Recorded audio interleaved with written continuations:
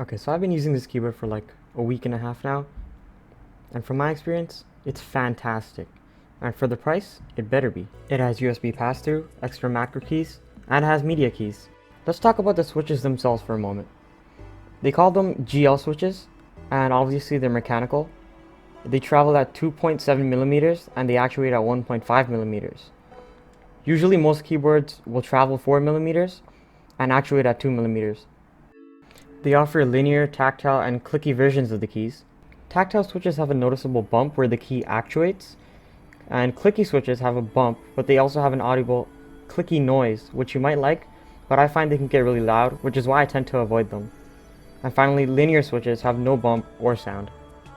Personally, I prefer tactile. Here I was checking if larger keys like the spacebar were stabilized well, so that no matter where you press, left, right, or center, it still feels the same. I think they've done a good job. Removing the keys are pretty simple. I've never needed to use a keycap puller. They don't include one either. But it comes out pretty easy with just my hands.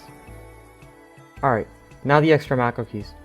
By default, they're set as the first F keys, but obviously, that's not why you're going to use them. You can assign them to different macros. However, Logitech's G815 software also has integration with Discord and OBS. This means that I can assign them to mute and deafen on Discord, and also mute my mic and desktop audio on OBS. This is what I use the first 4 keys for. I don't know what I want the 5th one to do yet, so if you have any suggestions, leave them in the comments. If you haven't noticed already, there are these 3 macro keys on the keyboard. Each profile I can have the 5 keys do something different. But that's not all. If I turn on G Shift, it can change what each key does again. So it's like having 10 different commands for each profile, which I think is absurd. I'll probably only use one profile. There's also this macro recording key, which I can literally use to record a macro on the fly and set it to whichever G key I want. You do this by, first of all, pressing the recording key, and then now you press whichever G key you want it to set to, and now you can type away, do whatever you want, and then to save it, you press the macro recording key again. They also have a game mode switch on the keyboard, which by default turns off the Windows keys and the menu key so that you don't accidentally press them while gaming. If you want, you can make it so that it disables some other keys on the keyboard as well. And obviously this is the brightness key, which you can use to set the brightness of your RGB or just turn it off altogether. Alright, this brings me to the cons of this keyboard.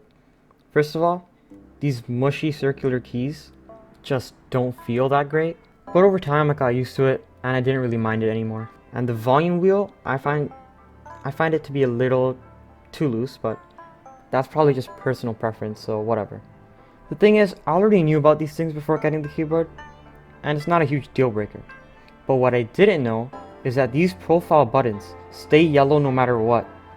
So I thought to myself, at least they'll let you turn it off, right? Sure enough, you can't, even if you turn off the brightness on the keyboard. The same thing goes for the game mode key, but that one stays white, so it's less of a problem. But still, at least let us turn it off. All around though, this keyboard is great. The only problem is, it's kind of pricey. In fact, I didn't even buy the keyboard. My friends bought it for me on my birthday. I definitely don't think I deserve it, but they got it anyway. By the way, if any of you guys happen to be watching this, I am very thankful. You probably can't hear it in my voice right now, but just trust me, I am.